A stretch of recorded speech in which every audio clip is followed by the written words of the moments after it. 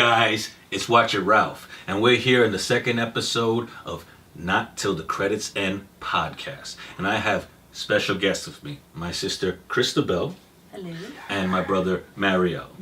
Now today we're going to jump right in and we're going to talk about some of the breaking news. First of all, Arnold Schwarzenegger has been given a show on Amazon called Outrider. Now, I don't know what you guys feel about that, but to me, it seems great. It seems like he's following suit from, of course, Jean-Claude Van Damme Johnson. So what do you guys have to say about him finally getting on TV? Even though, sorry not to just say this, he did do 1 year of The Celebrity Apprentice. Now what do you Long pause. Exactly. All I will say is that he did say he would be back. Yes, very true indeed. The Arnold Schwarzenegger, I'll be back. So yeah, any really insight that you have to say about Arnold finally getting a TV show? Is it Arnold? If it was like, is it like a comedy? No, it's a western that takes place in the 1800s where a lot of weird things start to happen, and he's dealing with Native American reservation of the 1800s, and okay. you know, it's like enemies become friends. Everything gets blurry along the line of him trying to seek justice. That's I almost read word for word of what I just read in a synopsis. So. Seems like heavy material. Heavy for material him. for Arnold, right? Hey. To be honest, some of the newer things he's done that's gone straight to demand, straight on demand. I was gonna say to DVD. It has been a little bit more heavier than normal. I don't know if you've seen. Like there was one. Wasn't there one like the whole thing like he was surviving or something? I forgot what it was like, or his family got something. Well, there was like, one that he had a girl from. Yes, where it was that she was like becoming. Well, she was becoming a zombie, and it's him dealing with the fact that anyone that becomes a zombie has to be killed, and instead he shelters her and tries to protect her and let her be, even though sooner or later the government comes for her. So it's like he's been. I'll give it a shot. Yeah, he's been deeper than usual. You know, more than what you expect from Arnold. You know, but okay. So then, that's a quick jump in. But let's jump into the new directors that have been hired for The Flash, which is John Francis Daly, and of course Jonathan Goldstein. Now, if you know, prior to this, you could mention about where John Francis Daly originally comes from. Yes, Freaks and Geeks, Yes. Sam Moyer. That's my guy. I loved his little awkward behind. Definitely considered myself among the geeks growing up. So it's great to see that, you know, obviously as an actor he's developed over the years, but now I think he's found his calling in directing and writing. Jinx. So he's the one from Bones. He's the one from Bones, exactly. That's where most people remember him from. Yeah. But I mean, of course, Freaks and Geeks is a classic, and they wrote. I mean, it's perfect fit for The Flash because they wrote Spider-Man: Homecoming. They didn't direct it, but they wrote it, so you can see why they were chosen by DC and Warner Brothers. And they've also written and directed Vacation with Ed Helms, but I look forward to their newer film, which is called what is it called? Game Night. Yes, that one looks actually pretty interesting. That looks more promising, yeah. And I mean, at least they're fans. Like they're fans of Mm-hmm. definitely. You know what I'm saying? And that's the thing that That's what matters most of them. Yeah, and that's the thing that they need. That DC lacks. Yes. Yeah. Even though I was looking forward to the possibility, like they had said, that Robert Zemeckis might have taken it on, but this is a close second. This is a fresher take, I guess. So they might just do that thing that people just keep doing, like in the Disney world, like they might start it and he's gonna end it. He's gonna take the end of the project and put his name on it. Exactly. Which is funny because they are stealing a little bit from Marvel, because realize they're also using Joss Whedon to do Batgirl, and now they're taking these writers to direct a new film. So, like we said, they definitely are now trying to go for the fans. And now let's jump into the third breaking news, which is actually the most important of them all: the fact that the writers of Game of Thrones, yes, David Benioff and D.B. Weiss, have been they've been given the opportunity to do a Star Wars series, not just a standalone movie, but an actual series that will come out very soon. Anything? That's got me beyond thrilled. I mean, obviously everyone's been wondering, Game of Thrones coming to a close, and they have Confederate in the works, which, you know, it's supposed to be historical drama. Yeah. They'd won the Civil War, the South, which current events, whatever. So I'm happy to hear that, you know, they're taking it a little bit larger scale, kind of falling in line with the work they did in Game of Thrones. I'm back to fantasy. Excited. Yeah. That's what I want to see, like them, like show you this world, like you know what I'm saying, bring you to like these different places, different like stations, substations, and like you know what I'm saying, like the whole world, like how they do in Game of Thrones, like that would be amazing, like you know what I'm saying, and give it that little fantasy but ruggedness, like reality, fantasy. And like a little bit more like I want to see like that was what I was gonna say. Yes, but like a little grittier even. You know what I'm saying? If Disney allows that. Which, to be honest, I look forward to it because, as you guys know, I have my reservations about Last Jedi because they were trying to make new grounded choices that changed the game. But what I don't mind these guys trying to take that approach because I respect what they've done with Game of Thrones, which obviously Game of Thrones is a flip of the Lord of the Rings. You know, like formula. So to me, I like the fact that they'll present something new and different within it. And one of the coolest things is if you guys want just to get a sample of what kind of comedy they could bring in, you should check out the episode of Always Sunny in Philadelphia, which they wrote. And I'll tell you to check that. That's pretty dope. That's pretty dope. And I mean, like they're fantasy guys, so like you know, like at the end of like you know, at the heart of it, Star Wars is a fantasy and it's a sci-fi. So I think they're gonna definitely kill that. And talking about Star Wars, let's get on the trail, which we watch all the new trailers and we talk about it, you know, break it apart, break it down. And of course, this week was the Super Bowl trailer, so we can't skip that. The first one that everybody, of course, was anticipating was Solo, a Star Wars story, which of course is taking the prequel, the origin story of Han Solo.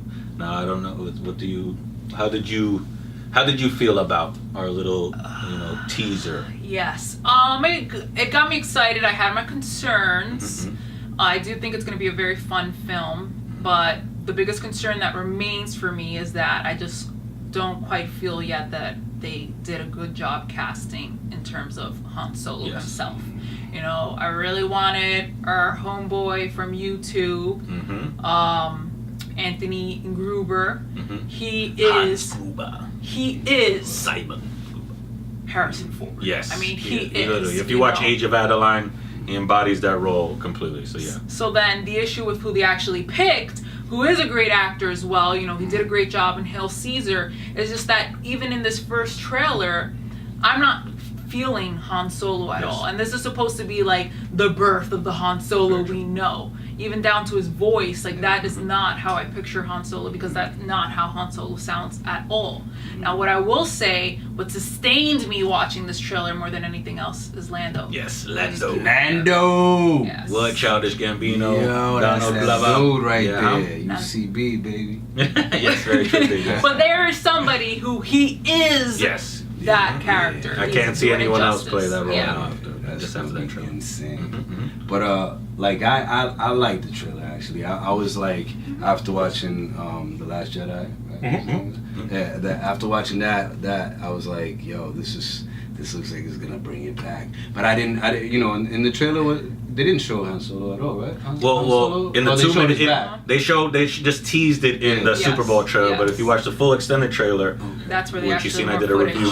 That's that one I didn't get to see, but like that's very important. So like I hope they cast it. I mean like if they got that wrong, you know, when they get the main person wrong, that's always a problem. That changes the whole thing, man. Like look at the Iron Fist. Very true. That's a perfect example. What I would say is even though he's a great actor. Of course. Like he's a great actor. He was just but miscast, just like you said, miscast. miscast. Sometimes you miscast. The only thing I have faith with this actor is that Steven Spielberg is the one that found him. So at the end of the day, I have faith with him. Of course, the same thing with Han Solo. You know, when it comes to Indiana Jones. So to me, it's in reverse. Obviously, George Lucas recommended Harrison Ford to Steven Spielberg. Now Steven Spielberg is recommending exactly now to to Lucasfilms. And one thing that I like is, I mean, you guys, if you watch my Super Bowl trailer reviews, which I cover all of them, but one thing I brought up there is that if you guys know about what happened behind the scenes when they replaced Lord and Miller for it trying to be too much of a comedy, trying to bring too much improv to it. What I love is that this trailer was trying to set the stage and basically tell anybody that knows that situation, no worries, because the comedy, exactly, it felt deep, it felt rich, it felt more dramatic than what it seemed like it could have been. And at the end of the day, of course, you could see the hints of comedy, and you could see all these actors that have the comedic element to them and comedic timing, but the commercial clearly wanted to show you, we're introducing you to this world, and we care about this baby. We care about this. Yeah, because the last one, it was kind of like they made too, like they didn't respect the whole thing as like completely. So I guess this trailer showed you like, yeah, we're gonna bring you back and respect this at least. Yes. Like they have to respect the past at least. Like they can't. Big homage. Yeah, exactly. Homage. Okay, so now let's jump to the next one. Mission Impossible Fallout. Now, I've been paying attention to the series, all of them. I've seen them all. I personally, one of my favorite is one that most people don't like, which is John Woo's Part 2, because I'm a big John Woo fan. But I've loved the series, and I feel like it's getting better and better and better. And now this one, I personally think it looked incredible. The fact that the stakes are there because his past is coming back to haunt them, which again, it almost follows like the trilogy rule of law, but I guess in Part 6 they could do the same thing. So what do you have to say about the trailer? What were your thoughts? Unfortunately, I've only seen up to 3, so Okay. I've seen the first 3. However, I've heard all the feedback of 4 and 5 and how that series has really come alive with those 2 films, and then just watching the trailer alone, that's piqued my interest more than it ever has been before, because I really think that when it comes to Mission Impossible, that is when Tom Cruise is in his element. He shines, There were the 80s, then Mission Impossible came in, and that's really the series and the films that he is most shown that this is what he cares about. This is his baby. So I'll probably check out 4 and 5 to prep myself for this, but just within that extended trailer, they're packing a lot of stuff in there, and I think it's in a good way. It's getting you to want to see it.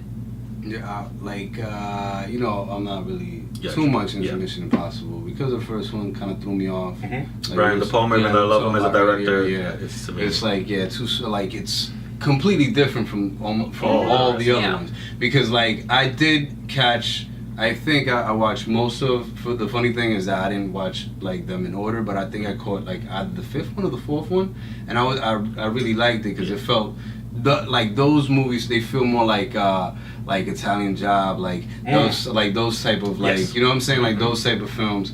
Like an ensemble, like you know what I'm saying. Yes, it definitely built to that point. You have Vin Rames, you have Simon Pegg. Simon Pegg, yes. You know what I'm saying? Like all the interaction between them, and and then Tom Cruise does what Tom Cruise does. Like you know what I'm saying? The stunt work is incredible. It's insane. Like you said, how much he cares about this. He abuses his body within these pictures. He walks away with injuries guaranteed, but it shows that it works because these movies have been incredible showing off that stunt work. One thing I would definitely say is I like the fact, just like you said, they're bringing back a lot of characters like Rebecca Ferguson, and even more importantly, since you haven't seen it since Part 3, they're bringing back again Michelle Monaghan to play a crucial role, which this is now the 3rd time she's appearing, and she is ultimately his love interest. So I feel like they're going full circle with this one, hopefully. And then the biggest thing I would say is Henry Cavill showing up as the villain, which is the first time that they're working, even though they tried to work together since Man with Uncle, and that didn't work out. It shifted from Henry Cavill being the Russian and Tom Cruise being the British agent to Tom Cruise having to leave and Henry Cavill becoming the British agent and Armie Hammer taking on the Russian. Exactly. But the biggest thing, just like you were saying a second ago, that everybody knows the controversy is the stash. Now, if you know Justice League, they had to do reshoots, but Paramount Pictures didn't let him shave the mustache. Legally, literally in his contract, he couldn't do it. So that means Warner Brothers and Justice League had to work around that situation, and they didn't do a good job. You could clearly tell a lot of scenes where it's there, it's apparent. You know what's funny? You're talking about like miscasting. Like since you brought up Man of Uncle, like Man of Uncle, like both those actors are pretty good. Yes. But I think it would have been more interesting with Tom Cruise in it. It would have definitely been a whole different picture, and I think it would have worked a little bit more better. Like, you know what I'm saying? Guy Ritchie, that would have been crazy. Like watching it like that, and then yeah. Well, who did you say that Cavill looks like with the Jamie Dornan with his mustache. That's what he's channeling. I think that after how it failed Justice League, you know, they really got to deliver with Mission Impossible because that mustache caused a lot of trouble. There's a lot of boycott that people are saying they might not even watch this movie just based on that. But I think people should give Tom Cruise that chance, man. Edge of Tomorrow was crazy. Yes. Like, you know what I'm saying? The Mission Impossible movies are there. He does it. Like, you know, you can't like hate on that. Yeah. And the funny thing is, I'm thinking about it now. It's like Superman and Tom Cruise. Like, how did they put both of them on camera at the same time? It isn't like this dude like super tall. Maybe he just looks tall because he's Superman. Yeah, he's like 6'1" to Tom Cruise is 5'7". Yeah, that's not that. Yeah. That's not that. I mean, but that's the point. They wanted to give, you know, this, you know, huge look to Henry Cavill when they face off. It's probably one of the only times that they did that, you know, because usually they try to make sure everybody's the same height as Tom Cruise. Whether he got to wear stilts or they got to bend down. That's how they do it no matter what. All right, so let's jump into the next trailer, which is Jurassic Park Fallen Kingdom. Now, I love talking about Steven Spielberg. I love this series. I personally had problems with Jurassic World, so I'm more hopeful for this one more than anything. Now, what are your thoughts? When I watched Jurassic World, that was a fun ride. But in some ways, I think that was earlier on in the nostalgia kick that Hollywood's currently in. So they were still finding their footing of how do we make this feel original while still trying to recapture what works so well. Whereas here, I think they figured out, all right, you know, we're still doing this series, but we're making it our own, and we're figuring out how to make it our own. Oh, wait, we already figured it out. This is the result. I really like, I don't know the actor's name, but the new kid that's being introduced in this one, you know, just from the footage that they've released in the trailers, like I really think he's going to add a different kind of humor that obviously we already know Chris Pratt. Chris brings beautiful humor into anything that he does, even serious roles, but just this more childlike fear and excitement that that new character showing is one of the things that really got me going. And then I'm a huge fan of Chris Pratt. I'm a huge fan of Bryce Dallas Howard. So I think overall it's going to be awesome. And I was mentioning Solo, I forgot to mention that Ron Howard is the one that took over the directorial job. So at the end of the day, it's funny that, you know, him and his daughter are going to run this year. They're basically it's Jurassic Park and Star Wars. Enough said. Like I haven't really liked the Jurassic series since Jurassic Park, the original. I'm not even gonna lie. Like like I didn't like the last one because it felt like a cartoon. You know what I'm saying? Shorty running in heels. Very true. Through the jungle. Yes. You know, and just like a few little things, and it was just like it was funny. But the trailer for this one, it made it feel more like real. Like, you know what I'm saying? Like the stakes are more real, like they're real. You know, and it feels a little bit more like darker. It feels a little grittier. Like the only thing, like I'm like they reveal in the trailer, like, oh, they made this new dinosaur, and I'm like, they did that in the last one. You know what I'm saying? Except this one is smaller. It's like I don't know. Learn your lessons. Don't mess with dinosaurs. Sneaking into bread room somehow. I don't even know how that's happening. Like, don't splice genes, dinosaur genes, man. Leave them alone. It never works. You know, what I'm wondering is because the first trailer, you know, it's about, hey, Jurassic World is, it's going. They're coming back. You know, he has that interaction with Blue, and he's trying to coax him to join them. So they really, in that first trailer, are making you believe that this is the bulk of the story. It's like, oh no, we gotta save what we can. But then in this new trailer, you know, it seems like that's just gonna be like the first 15-20 minutes of the movie, and the rest is gonna be, you know, back in the real world. So I'm curious to see actually what what that's going to look like in the final product when it does come out, that how much of it is going to still be at Jurassic World and how much of it is going to be, you know, the after effects. Obviously, we already know Blue comes with Chris Pratt, for the so whole that's journey, which if is that was beautiful. supposed to be a spoiler, oops. Trailers messed it up. The coolest thing that I could say is that what I could say about Chris Pratt is that to me he's now the new Harrison Ford. Talking about Star Wars, talking about Indiana Jones and Spielberg. He is the new Harrison Ford because he has his Indiana type picture in Jurassic Park or Jurassic World playing a similar character, and then he has his Han Solo character in Guardians of the Galaxy. Oh, you know what? Now bringing that, because you said that, wouldn't it be like the new Arnold Schwarzenegger is The Rock? The new Yes, system. of course. And Yes. let's talk about Yes, it, right? yes. Unless you guys want to talk about No, it's beautiful. it. Yeah, Skyscraper, perfect example. And if you don't know, in the rundown, The Rock actually saw Arnold. Arnold did a cameo in the movie The Rundown, walking by in a club saying good luck, basically passing the baton.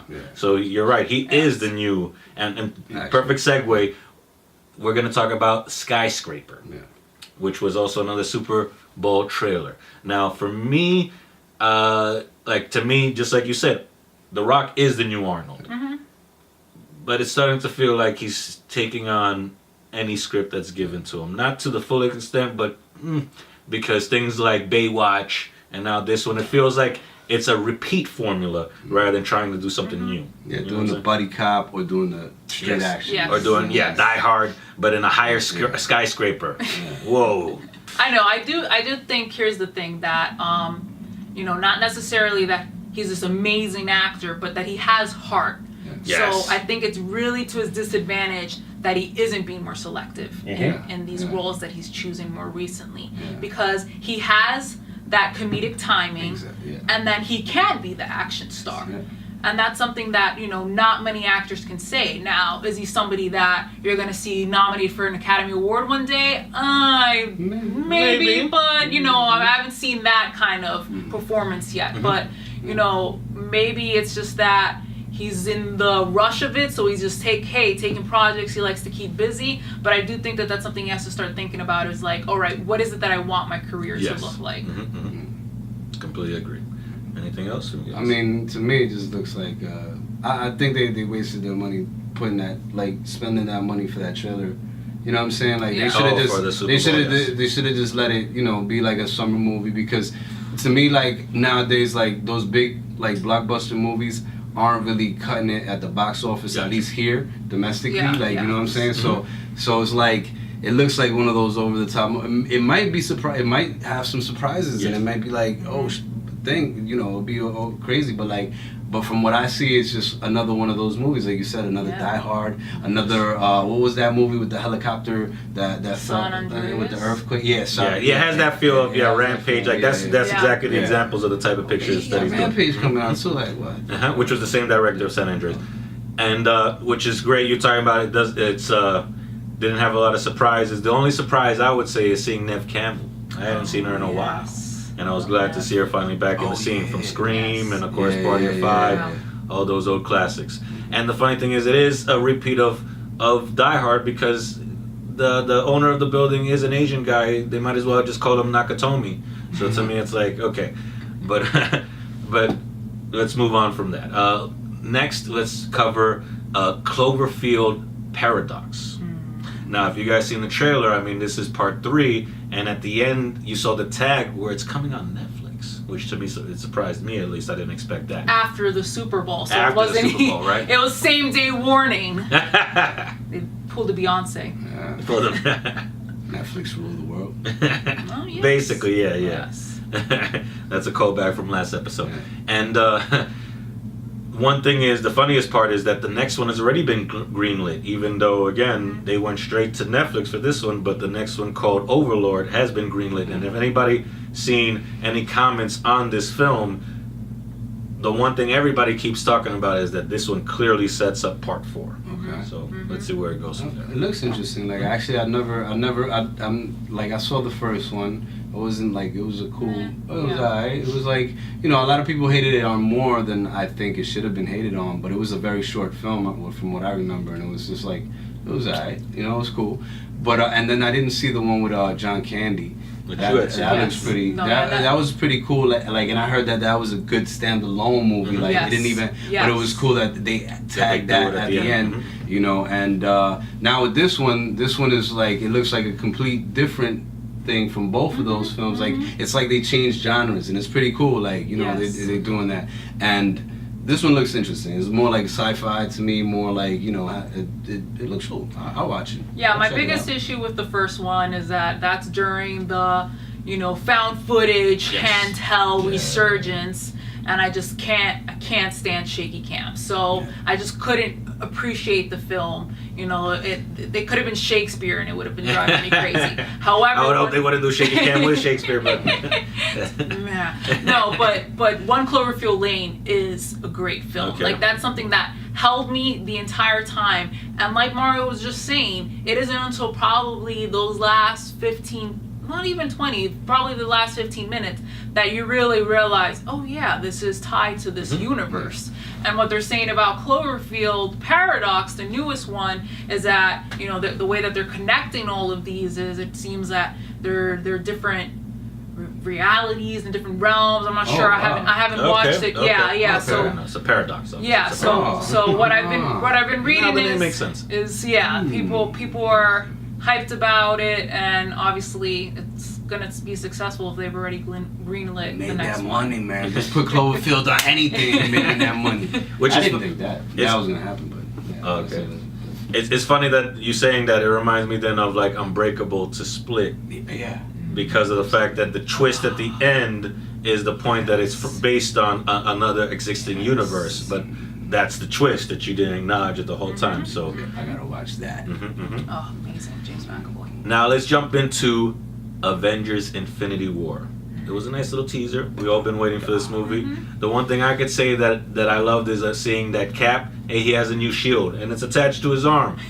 What? That's incredible. Hey man, you know, Cap's been through it all. He had to grow a beard. Like, that's what your friends not being on your side when you're right does to you. I love seeing Thor with his eye patch. Yes. You know what I'm saying? His eye patch. Okay, very true, huh? And then you see Thanos. Yeah. The side view of Thanos right there at the end. Yeah. There is CGI put to good use. Like they had the money and they spent it well. Especially after seeing Justice League. Yeah, he looks real. And I'm ready for that. It looks like they're ready for battle too. Like, I love it. Like, they come in. I'm ready for it. I'm especially excited because, you know, here we're finally tying in Guardians into this world. You know, they've had their little group going, and then so have the Avengers, and now it's coming together, and I think it's going to be spectacular because that's really what it's going to bring. A lot of the humor. Obviously, you know, Thor Ragnarok already kind of eased us into that, but also, you know, Black Panther. But that's the perfect segue because we're about to start talking about the new 3 films that are coming out this year from the Marvel Cinematic Universe, MCU. We'll be right back. Well, I hope you're enjoying the podcast so far. And for the intermission, I decided to introduce to y'all my new rating system. Now I'm going to make it a little bit more fun. So I'm also releasing this video separately so you guys can familiarize yourself with it and always go back to this as a point of reference. So enjoy. Hey you guys, it's Watcher Ralph and I'm here to talk about my new rating system. Now, if you've seen any of my previous reviews, you'll notice I had a 10-point system. But I realized that was bland and it didn't really represent who I am. So giving you a number didn't showcase what I felt. And to me, anybody that knows me knows that I'm very reactive and there tends to be one word that I express how I feel right after I see something. So I decided to incorporate that and bring that to you all. Now, by implementing this, it will get confusing.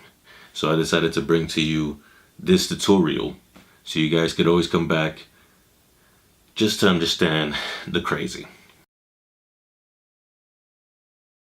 So, the best way I believe I could break it down for you guys is by using my old system, by telling you if I would have given a movie a certain number, what that represented in the feeling of what I thought of the movie.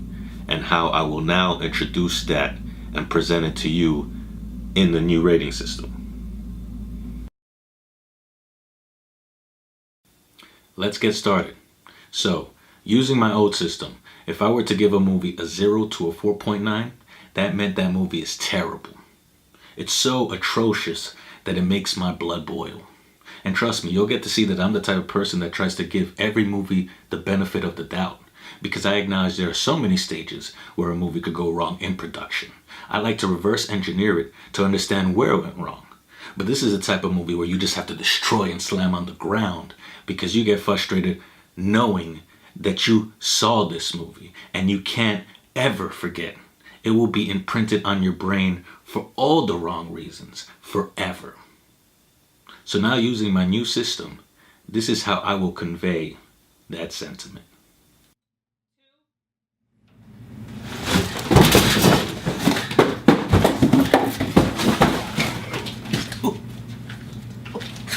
Stupid, stupid, stupid! Okay. So, using my old system, if I were to give a movie a 5 to a 5.9, that meant that that movie is bad. And it's so bad that it failed in almost every way. It's so bad that it falls between the cracks of all the movies that exist out there. It's basically forgettable. It's the type of movie that had such build to it and went nowhere. So now, using my new system, this is how I will present that feeling.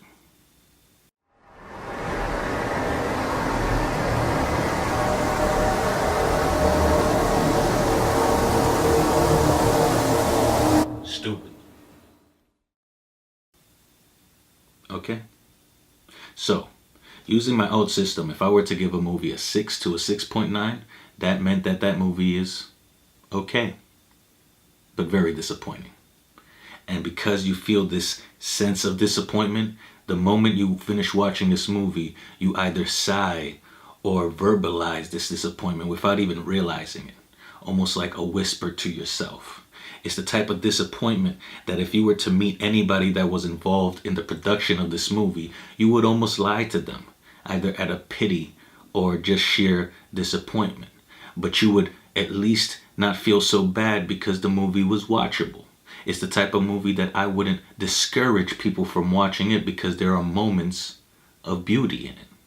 But I wouldn't encourage them either. So, this is how I will show you that in my new system.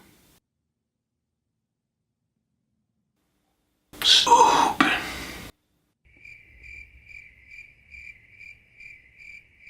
And using my old system, if I were to give a movie a 7 to a 7.9, that means that that movie is good. Now, good sounds good, but most people would actually hear that compliment and go, okay, that's nice to hear, but does that mean that I'm just good enough? Does that mean that I can't strive to be better? We all strive to be better than just good at something. Of course, you could feel good hearing that compliment, but you still walk away wondering if you could have done more. And because of that, when I watch a movie that I consider just good, I wonder, did it strive enough? Or did it actually fail too much? Did I actually walk in with low expectations and consider this movie good, even though it's not as good as I think it is? So, I'm only left with questions. And for that, I will show you that sentiment in my new system with this. Stupid? Huh? We're almost there. So, using my old system, if I were to give a movie an 8 to an 8.9, that means that movie is great. It's the type of greatness that you acknowledge it strived to reach a plateau. It failed in certain regards, but you enjoyed the ride. It's the type of movie that when you walk out of the movie theater, you want to dance. So for that reason, I will be using my new system to present it to you in this way. Stupid, stupid, stupid, stupid, stupid, stupid, stupid, stupid, stupid. Okay, so we made it to the top ranking. So using my old system, if I were to give a movie a 9 to a 10, that means that movie is incredible. It's the type of movie that once you leave the theater, all you feel is sheer excitement. All you want to do is cheer. It's perfect. It's the type of movie that is at the top of its genre. When you leave that movie theater, you just want to talk about how it is an instant classic. It's almost equivalent to the feeling that you have when you see your team score in a big game. So for that reason, I will convey this feeling in my new system by showing you this.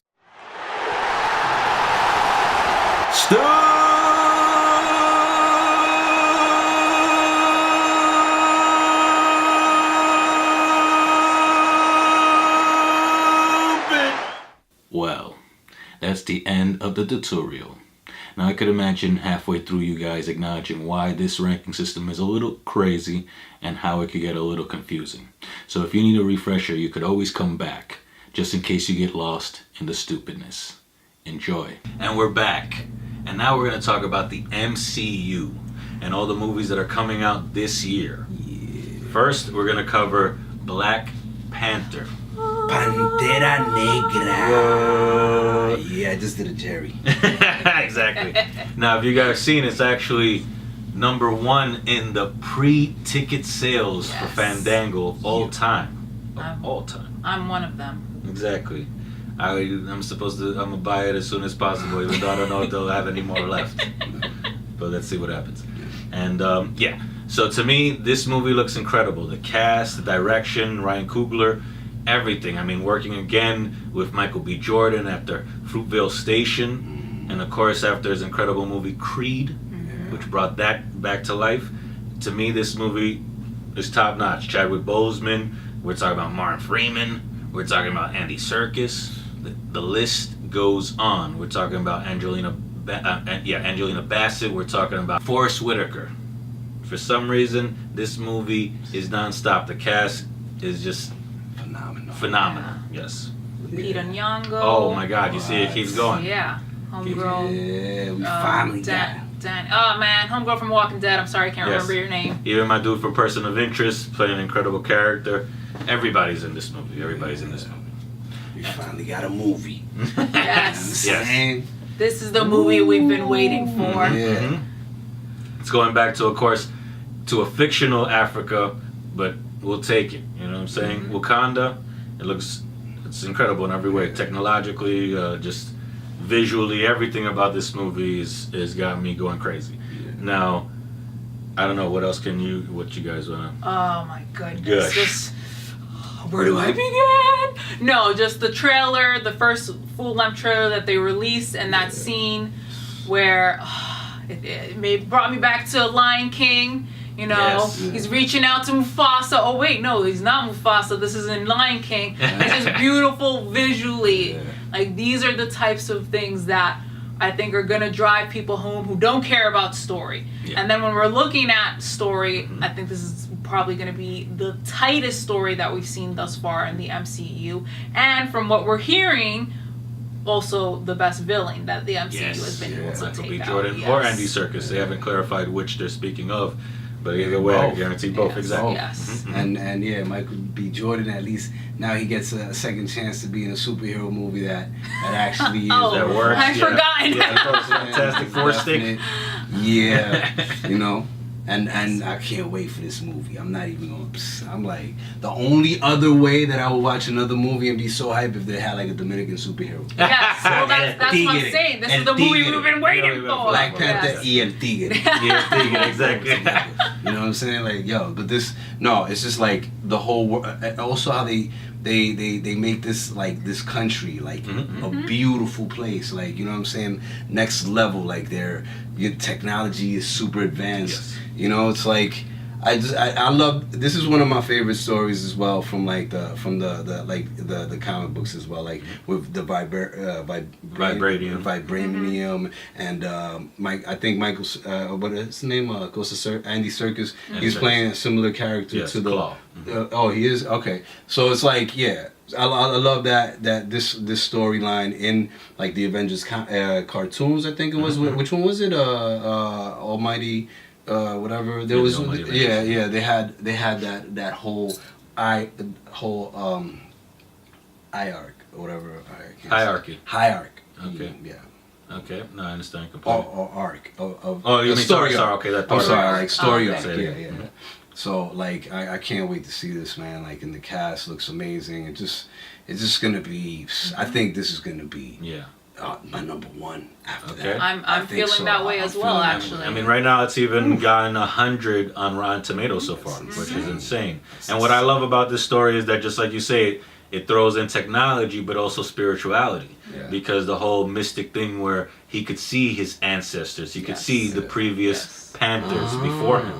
So to me, I love the fact that they're combining both. And to me, it's evident that it's going to be incredible. We don't know if it's alien, if vibranium itself is an alien technology adding to the Infinity Wars, because if you guys seen that trailer, clearly there's certain scenes that go into Wakanda. So to me, that's incredible about that. And it's just gonna be just seeing like strong, characters and strong like POCs just playing good characters and seeing everybody on that. The only thing to me that's funny that's just missing, which is not a big thing, but it would have been cool if like the whole Marvel and Fox thing would have been a little earlier. So yes, maybe we never in the know. future, Could jump in there. Storm be the queen. Yes, you know what I'm that is saying? what's That'd be missing. lit. That would be crazy. That's probably one of the best benefits of the merger. To be What? honest, you're right about that. What were you gonna say? I'm sorry. No. I was gonna say, and all this being said, at its core, which I feel like is what's gonna also appeal to non-comic book fans and people who don't care about Marvel, is the fact that this is also just a story about this man who has had all this responsibility put on him a lot earlier than he anticipated, and him trying to manage that and trying to figure out, okay, how do I do what's right for myself, but also for my people? Yes, and then the fact that it's been thrust upon him so earlier than he expected. The fact that there's now blood in the water. Because of that fact, now people are coming for the crown. You know what I'm saying? So again, he's not prepared for that, and he's coming back home having to face off with that while dealing with the tragedy and the loss that's happened to him. It feels kind of like this is completely different, but he's like, and he deals with it like so calm and coolly, like, you know what I'm saying, in a way. It feels like a Bruce Wayne. You know what I mean? At the end of the day, how he deals with things is like, it's just like he's always on some calm, collective, Yeah, what comes, we'll take it as it comes along. Yes. Yeah. What I'm curious, you actually bringing up Storm, which, that would be magnificent. I've been waiting for this Fox merger, is the fact that, I'm curious to see what happens with Lupita's character.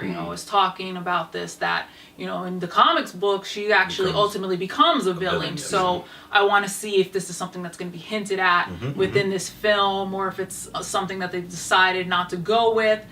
I'm curious. I'm a huge fan of her work as well. And just from what I've seen in interviews and the trailers themselves, she does have fantastic chemistry with Chadwick. So let's see where they go with that. Which is funny that you bring that up, because I don't know if you know, during the casting of Days of Future Past, people were hoping that she would be cast as Storm. Oh, that would have been amazing. This was right after the Academy Awards, after she won her Academy Award. Everyone was talking about that. Everybody was tweeting. So at the end of the day, it's worked out for her. Yes. Let's see what happens. So now let's jump into Ant-Man and the Wasp. Now, the new trailer just came out, and I have a lot of high hopes because, like you'll see in a bit, I actually have it pretty high on my list, Ant-Man. I thought it was an incredible movie, and I like the fact that they're expanding with actually adding the Wasp.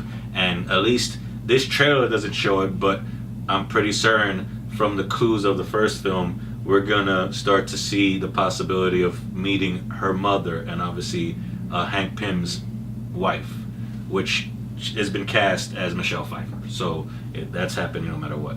So I don't know what you guys we want to say about. Sorry if I'm not doing great segues. No, you're doing fantastic job. What I will say is it's pretty high up on my list as well, and I feel like this is very often one of the forgotten movies that has come out, more recently from the MCU because he isn't part of the core group. And, he had his little cameo that he showed up real quick and, it was a comical moment. But even within that, people were talking about, Spider-Man more in his cameo in Civil War. So I'm excited because I feel like that first movie really had that energy and still kind of held true to what Ant-Man is supposed to be and what his character is supposed to look like, and here it's just expanding a little bit by bringing in the Wasp, like they're saying. So I think it's going to be beautiful. This year is going to be fantastic. Yeah, you see, I can't wait for Ant-Man as well. I love Ant-Man, you know what I'm saying? As much as Black Panther is Black Panther, you know what I'm saying, and he represents us in a way, the whole cast, POC, like I said before. Ant-Man represents the regular regular dude going through regular struggles. I mean, even he was a criminal, you know what I'm saying, and he's changing his life.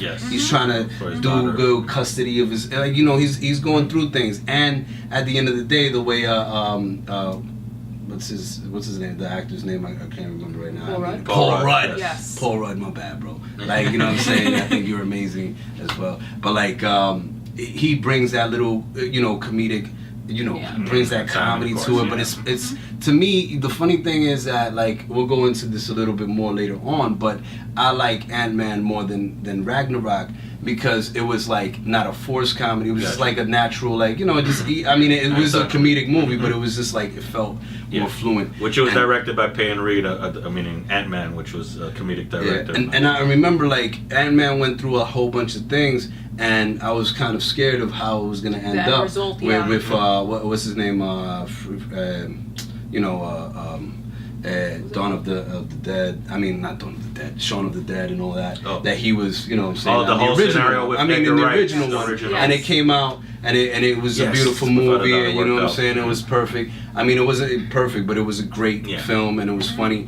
And and this one looks like it took it to a next level. You know what I'm saying? They grabbed that and they're taking it somewhere else, and it looks amazing. You know what I'm saying? And the Wasp looks great, you know what I mean? And their interaction even with Michael Douglas, of course, that whole thing is a beautiful thing. I can't wait to see it again. And what's his name? Is he in it again? Peña? That's what I was. That's what I was about to bring up. Michael Peña. I love Peña. Yes. And the Russian. Back it up. And the Russian dude was still good. Was he still alive? Yeah, he was still alive. All three of his friends. All his boys. Yes, and T.I. Oh, T.I. And T.I. Oh yeah, we can forget about T.I. Yeah, he was pretty funny in it too. Yeah, no, that's what I'm saying. No, yeah, they had this great chemistry. That's something that I loved was the fact that, like I'm saying, we've always looked at this core group with the Avengers, and then here we have more of the underdog here, but their ensemble was great. It's like that little, we were talking about that little Mission Impossible, but a smaller team. Yeah. You know what I mean? Of bumbling little criminals. Exactly. Italian Job, but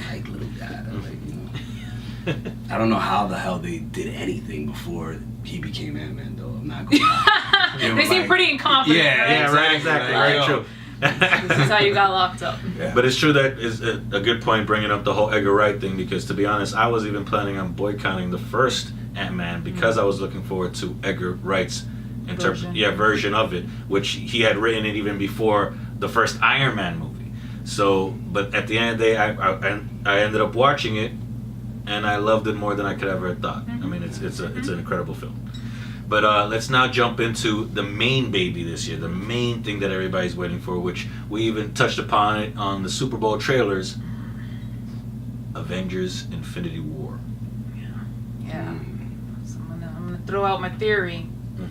Hawkeye's gonna die! Hawkeye's gonna die. He's hardly in the commercial. A lot of people are saying Ant-Man is gonna die because they haven't seen him, but I think it's because he was too busy. Exactly. A lot of people saying Thor is gonna die.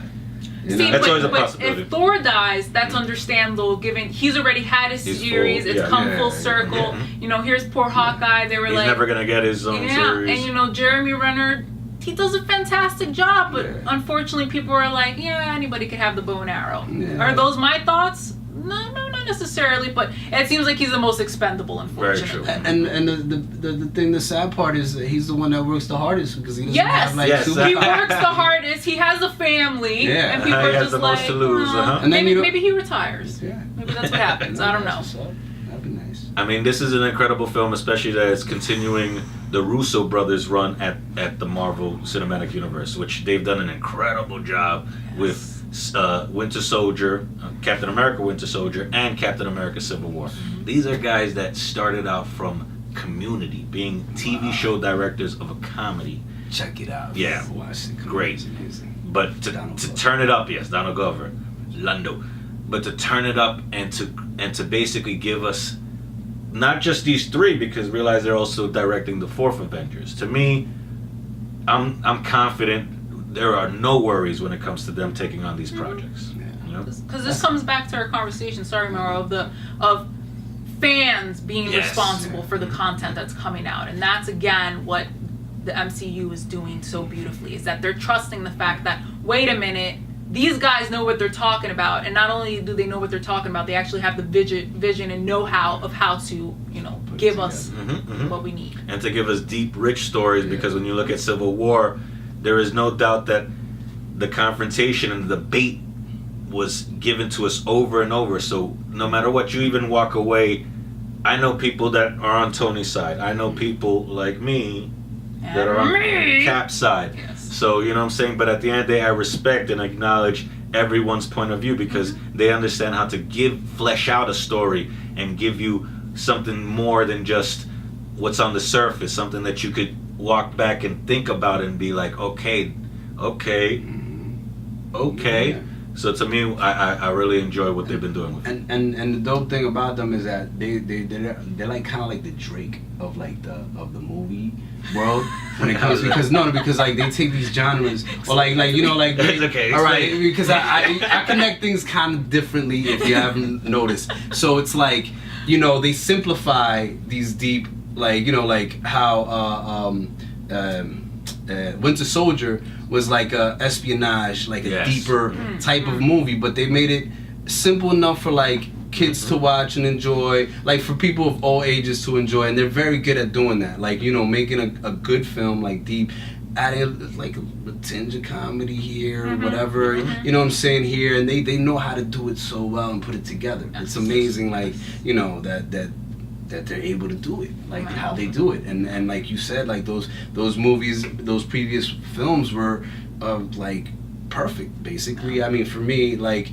you already know, but those are like great movies. Yes, you know what I'm saying, and they give it, yeah, and just like the thing about this film though that I'm like so excited about is that they put the world to, like they make the universe like come together for real. Like you thought the universe was coming together for Avengers? No, they're coming together for Infinity War. Yeah, it's been leading up to this. And Thanos. Yeah, Thanos. Like, but then you see they're getting ready for war. They're doing the Braveheart running. You know what I'm saying? They're going for it. It's insane. It feels like the Lord of the Rings last. You know what I'm saying? Like I can't tell you like the battle movies that this feels like at the end. Like I can't wait for it. Like it's insane. And all that being said, I think the beauty also of their work is that, when we're looking at the first Avengers film and even the second Avengers film, is that, wanting to insert comedy sometimes Takes away. Yeah, takes away. Whereas for them, You just said. yeah,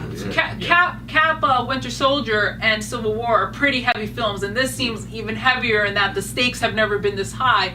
But I know without a doubt that they are going to insert those moments where it doesn't feel like it's been forced, where it feels like, yeah, even when stakes are this high, we are still people, and we do still have those moments where we can laugh and things like that. They find that beautiful balance of putting that in there and it not feeling superficial. And then in Civil War, they showed their ability to like deal with different characters and so many different, like, you know what I'm saying, at the same time. Like, I think they did a better job even than Joss Whedon. Yeah. You know what I'm saying, and I think they're getting better as they go along. Like, you know what I'm saying. So I can't wait for this. Yeah, that's definitely why Kevin Feige entrusted him with these stories, because you could clearly tell that they know, like you're saying, put an ensemble and give each one screen time where it doesn't feel like they're just there because they needed screen time. No, they all fleshed out and given an arc and you feel happy. Like, you don't, like you say, it's not thrown in that Hawkeye has a family, and you're like, okay, where is this coming from? And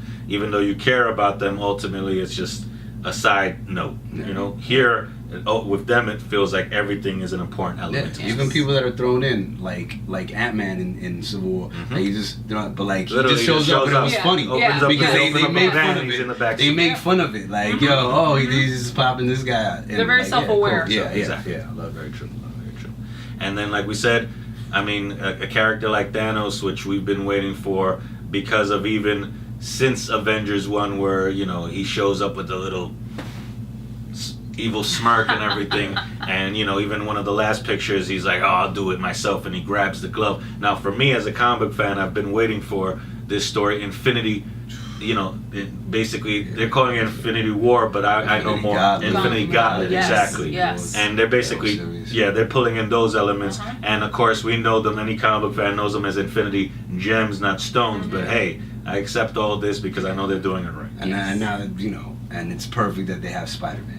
I mean, you know what I'm saying? Like, it's I mean, they did their thing, and I'm happy for it completely. And they did it without, like, you know, the Silver Surfer and Fantastic Four being in their thing at that moment. You know, it would have been cool, but it's beautiful the way they're doing it. But like, you know what I'm saying? Because in the original, it's like, you know, Silver Surfer has a lot more. Yeah. Guardians really weren't in at all in the picture, from what I remember. But it's amazing, and I'm happy that the Guardians are there. It's like finally there. Which is cool that you bring up the Silver Surfer thing, because if you watch the first trailer, you can see that they actually replaced him with Hulk in a scene where he's the one that crashes down to the Earth after dealing with Thanos, and now is going to be the one to warn the world of what's coming. It makes me think a little bit of you know, to go to another Marvel franchise that isn't part of this universe is you know, Days of Future Past. What they give to Wolverine originally in the comics, that's Kitty Pryde. So I think that they found ways of, again, all right, we're switching it up a little, guys, but it shouldn't be to anger fans. It's in a way that it still makes sense that we're making these changes. Yes. When can the X-Men join them? Hopefully soon as possible. Even though Kevin Feige has admitted it's going to take a while. He actually just said this recently. I would hope Fantastic Four especially joins. X-Men is, you know, there's a lot to deal with when they introduce the mutants. But again, as we've heard, that after Avengers 4, the whole world will be not just, literally, it's going to be remade, you could say. So at the end of the day, everything we've known is going to be a foregone conclusion. So let's see where it goes from there. Now, anything else from you guys that you want to cover? No. Okay. Black Panther. Pantera Negra. Pantera Negra y el Tigre. And el Tigre. I'm ready for that one. Yeah. All right, you guys. Okay. So now that it's come to an end, I'd like to thank this week's guests, Christabel and Mario. And I especially want to thank you guys for tuning in. Now, I want to hear your thoughts, so share them down below and let me know what you think of the new MCU movies coming out this year.